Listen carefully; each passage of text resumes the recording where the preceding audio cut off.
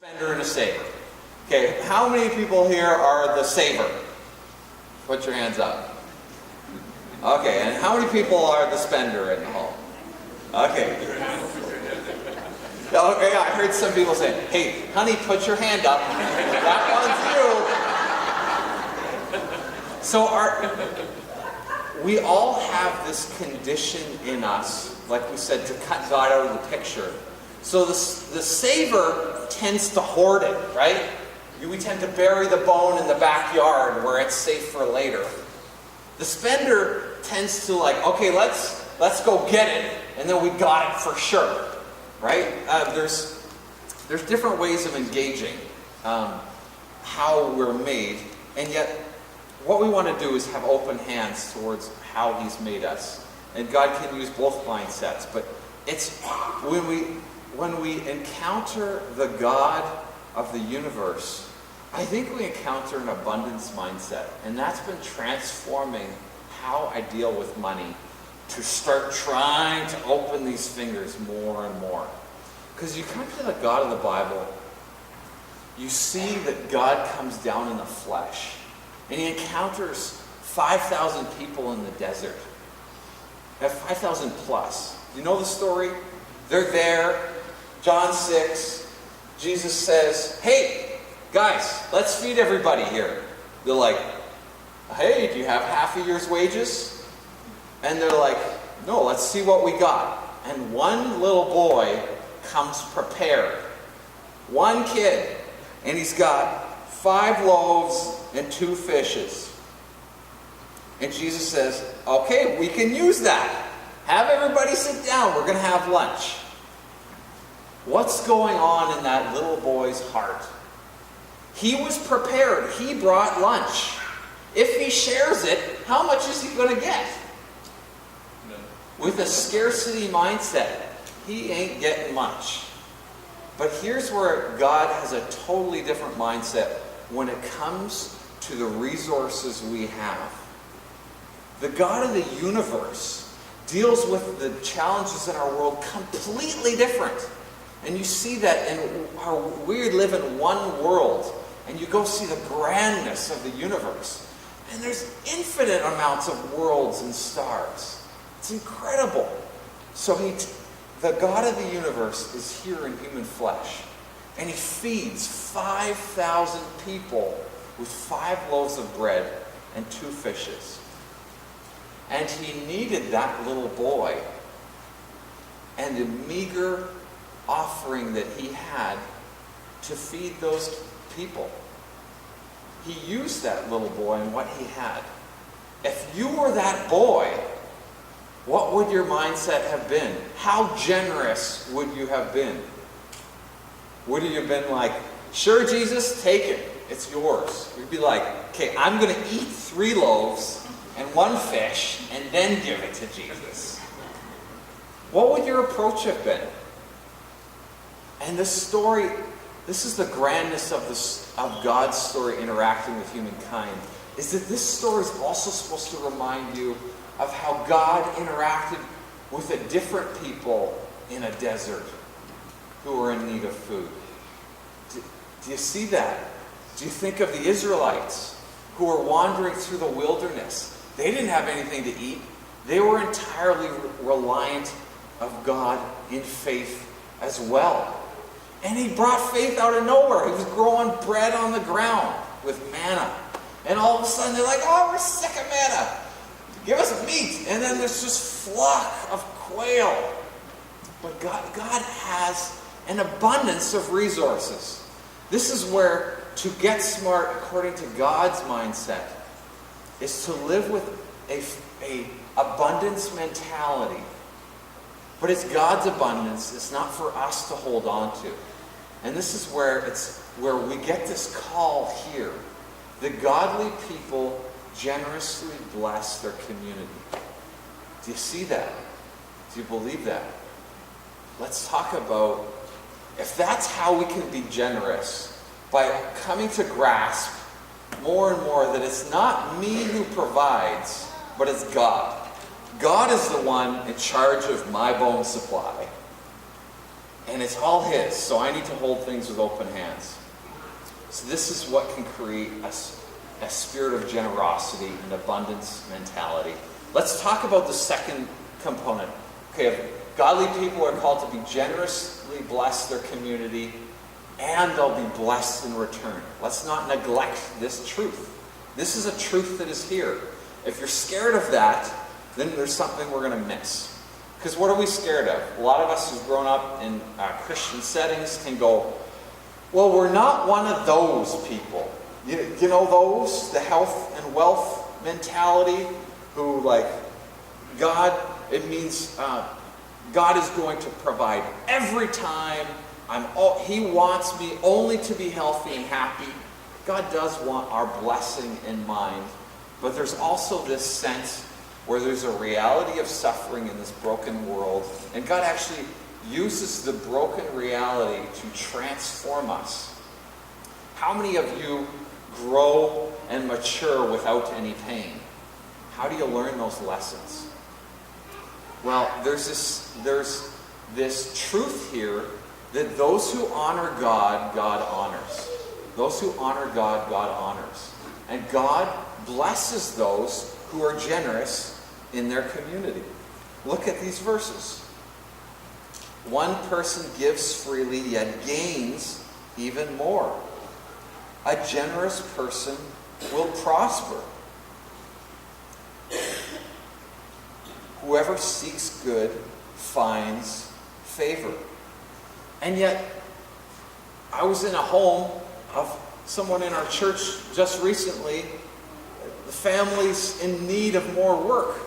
And they were saying, we are reading along with the church, and we see some of these verses, and they're discouraging. Where is the blessing? We're seeking Him. Well, these proverbs are like tweets. They get at a truth, but they're not fully all-encompassing every scenario, and part of gaining wisdom is being able to learn how to read it. So this is a truism. So this is true ultimately. When it comes to putting your faith in God, ultimately you will be blessed. God will honor you ultimately in eternity. And that's a big comparison to our short life on earth. But there's also this sense where a lot of times we will be blessed, but it doesn't mean we won't go through hardships. It doesn't mean that there aren't challenging situations.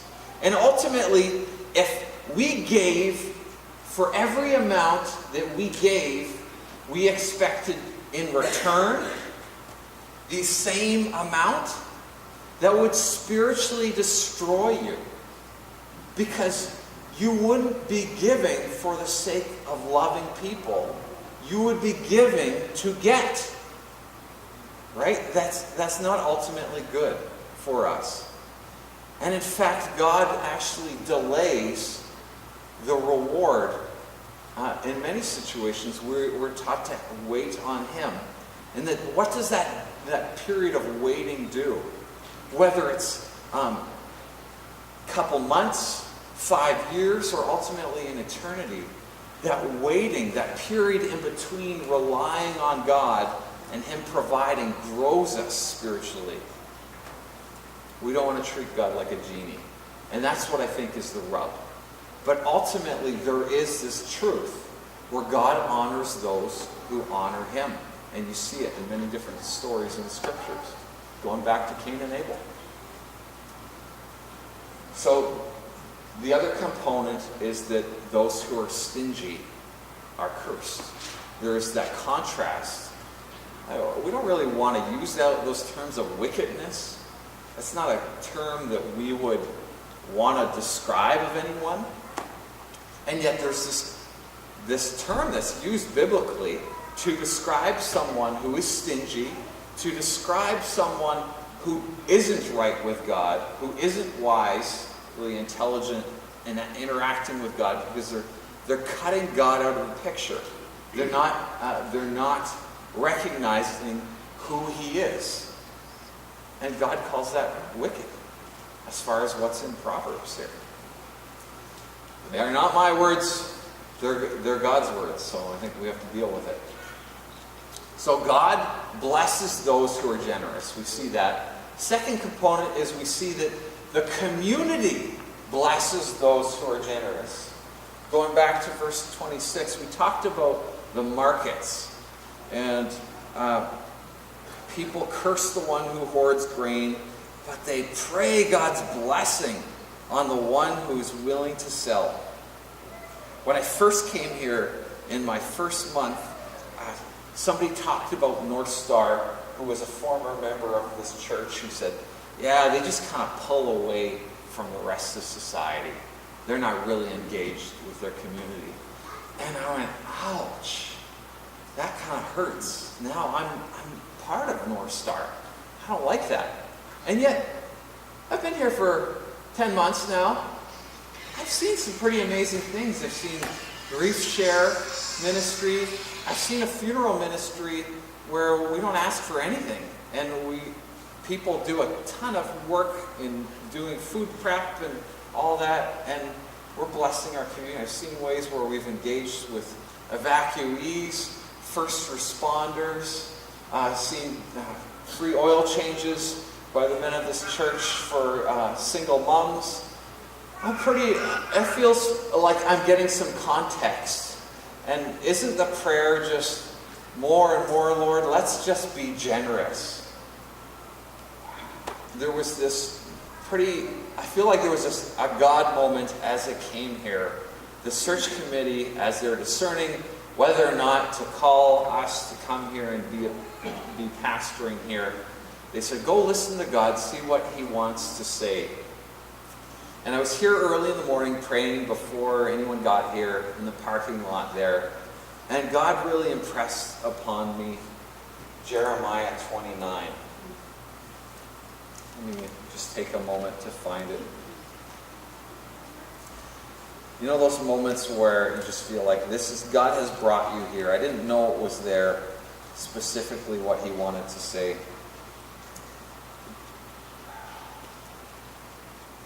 It's not the I know the plans I have for you. That's a wonderful truth. When talking to the exiles, he said, build houses, settle down, plant gardens, eat what they produce, marry and have sons and daughters, find wives for your sons, give your daughters in marriage. Also seek, here's what really gripped me, also seek the peace and prosperity of the city to which I have carried you into exile. Pray to the Lord for it, because if it prospers, you too will prosper. Felt like that was this truth that he wanted to say, that this church is to invest generously in this community. And as it invests, it will be blessed. And that blessing will come from God. I think that the other second half is the community blesses it back. So I'm super encouraged at what I've seen here in this church, and just blessed by your heart. Let's just continue to live into these truths, church. Let's come with an abundance mentality that godly people generously bless their communities. Let's do that. So Q&A. Any questions, engagements with this? We got some microphones. Any questions on living generously? What's that, Hayden? There's a question in the back over there, Hayden, if you want to head over there. All right, we got our first question. Hello. What's that scripture? It says that, well, to me, I can't remember what it is, but it defines capacity building, and it talked about giving from our supply so that there's no lack. And I think that when church members or the body of Christ, children of God, are in need, that the responsibility is on the church to provide from their supply. And the fact that this supply should be provided in heaven is, I think, false. I think that we need to respond to need when it's presented before us to share from our supply. but I'd like to, if I could Google that scripture, I'd find it. But I think there's a lack of, hoarding in the church. It's sinful that we need to be sharing from our supply so there's no lack today. Okay, so more of a statement than a question. More that the question is where's that scripture? I got it. It's in here.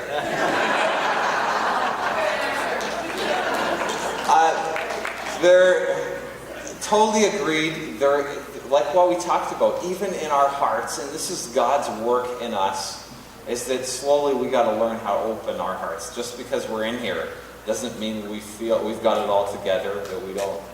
Our tendency isn't to hoard. So God is coming and correcting that mentality. That God is the provider, and people do need to turn to Him. And God uses people to provide. Whether Christian or not, He uses His people to provide. Okay. I believe Carmen had a question in the back. Just want to preface, this is not me. I'm not as generous as this person, but what would you say to someone that says, my generosity was taken advantage of? Not by anyone in a meeting, they didn't mean to, but was hurt because they gave too much. What would you say to them?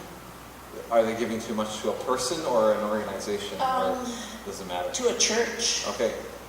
And said, I give because I'm asked to give. And righteous people are asking me to give, but it's too much. What would be the words would you give to that person? That's a very real scenario. I think there'd be a confession to start of going, we don't always get it right, do we? Sometimes the giver isn't holding things with open hands, and sometimes they're not coming with the right mentality, and yet God still calls you to be generous. So there's this aspect where you can see it as giving it to someone else, but also, really, I'm giving this to my Heavenly Father, and He can do with it what He wants to do with it. There is that engagement. Lord, what I have is yours, and I leave that with you.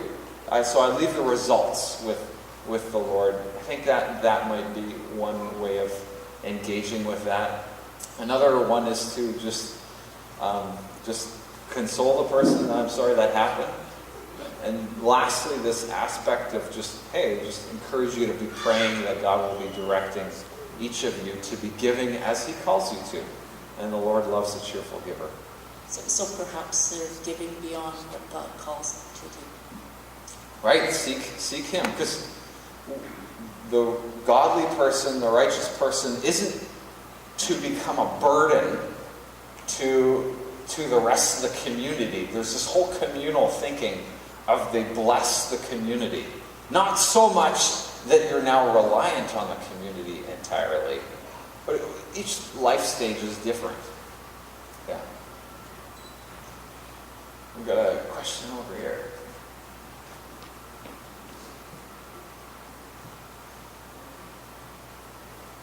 I just have a comment more than a question. I think in the last 20 or 25 years, I think our society in general has clued into reuse and recycle. And if I have something that somebody else can use, you can have it. And I think a lot of people have that mindset. Or we can take it somewhere where somebody else can just have it, like at the reuse place at our city dump. Right. And that's a way of being generous. Yeah. Like we can't keep holding on to things that we don't need anymore. That's a great perspective. Even it creates less complexity in our life, right? And we don't need to hold on to things even if they're used. We can maybe share it with If others. something still works,